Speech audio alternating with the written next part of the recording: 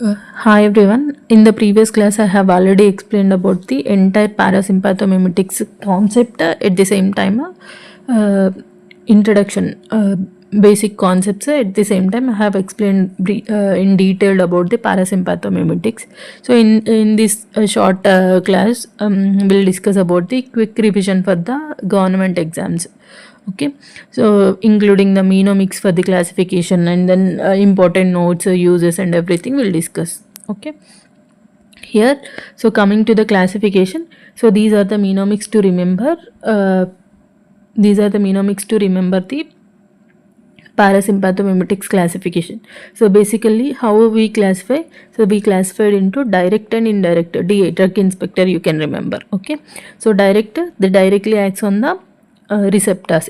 Indirect means they acts by inhibiting the anticholinesterase, right? So in the direct we have cholinesterase as well as the alkaloids. So for the cholinesterase, the mnemonic is AMCB. A madman can breathe. Okay, so A means acetylcholine, man means methacholine, can means carbachol, beta nicol means breathe. Okay, so for the alkaloids, muscarine. Here, for alkaloids, mnemonic is my pharmacology is muscarine, pilocarpine and aricolin. So here these are the mnemonics for the anticholinesterases. So here in the anticholinesterases also we have reversible and irreversible. Okay, so here in the reversible we have carbamates. This is the mnemonic PNPERDGD. A professor need prepared exam reading drug guides. Okay, Professor physostigmin need neostigmin prepared pyridostigmin exams hydrophonium reading rivastigmin drug donepezil and galantamine. Here acridine for the only one drug you can remember, tacrin. So then in irreversible again we have carbamates and organophosphate and nerve gases. For the carbamates clue is crop poison. Okay, carbaryl and propoxyl. For the organophosphates we have these dangerous exams murder drugs. Organophosphates we can use as insecticides, right? So that's why, so dangerous exam murder drugs. Okay, so dangerous means diflos, ecothiopate, malathion and diazonin. Here nerve gases, for them TSS, tabun, seren and soman. Okay, here important notes about the direct acting. So among the direct acting one, we have examples like acetylcholine, beta-nicol, carbachol, pilocarpine, aricolin and muscarine and all these alkaloids. And okay, so among that we already discussed acetylcholine. Here it's a non-selective agonist, right? So that's why it has all the muscarinic, nicotinic and central effects. So what are the muscarinic effects on eye?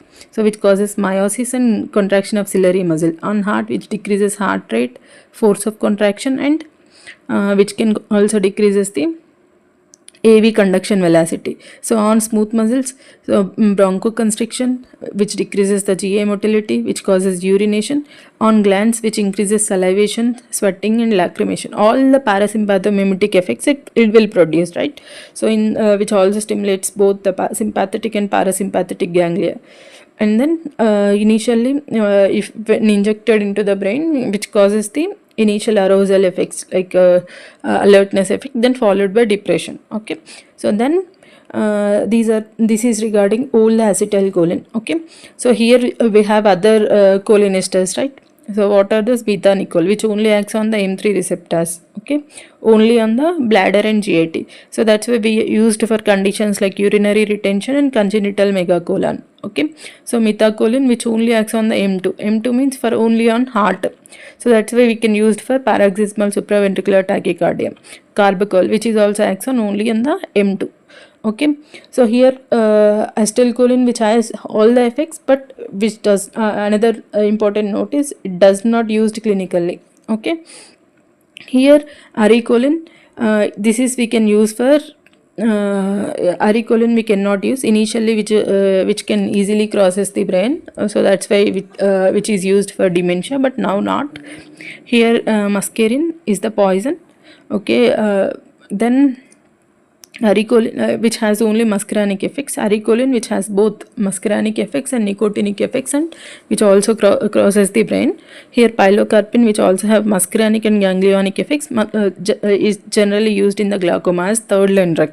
Okay, so this is about the important point regarding important short note regarding the all the parasympathomimetics.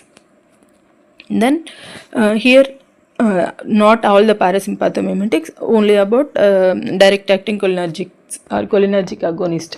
Okay, so then here indirect acting cholinomimetics, these are anticholinesterases. So these anticholinesterases also have all the effects as direct acting one, because they all acts by increasing the acetylcholine concentration. So acetylcholine will stimulate all the receptors, muscarinic, nicotinic, as well as which also have central effects. But here depends upon the irreversible one we cannot use, and in the reversible only we can use clinically. So among the reversible, depends upon their solubility, some may penetrate the brain, some may not penetrate the brain, and some may penetrate the tissue. So that's why they only have muscarinic effects, some may not. So depends upon their solubility, they have different uses. Okay, so in the reversible we have water soluble like neostigmine, hydrophonia, and pyridostigmine. So these are we can they have prominent effects on the skeletal muscle. They do not have muscarinic and they do not have central effects. So that's why we can use this for myasthenia gravis. And then this cobra bite and curare poisoning is also have same effects on the neuromuscular junction, which blocks the neuromuscular junction. So that's why, so for this also this is helpful. Okay, and then paralytic ileus also we can use this drug. Okay, then among that, hydrophonium is the short acting one, only have 10 minutes 10 seconds I think. So that's why, which is only used as a diagnostic agent in case of for finding the myasthenia gravis. So here among that we have lipid soluble one. So here in the lipid soluble one we have physostigmine, donepezil, galantamine, tacrin, rivastigmine. Okay, so here physostigmine we can use, it can crosses eye and blood brain barrier. So that's why we can use for glaucoma and also for the anticholinergics poisoning like atropine poisoning, belladonna poisoning. And then this donepezil, galantamine, tacrin, rivastigmine, this can crosses the brain. So that's why we can use for the Alzheimer's disease, because here Alzheimer's disease is because of the degeneration of the cholinergic neurons in the brain. Okay, so they act by increasing the acetylcholine effects. That's why we can use all these drugs for the Alzheimer's disease. Okay, so I hope you understood. I hope this video is helpful for you. So if you really like the video, please share, subscribe, and the video.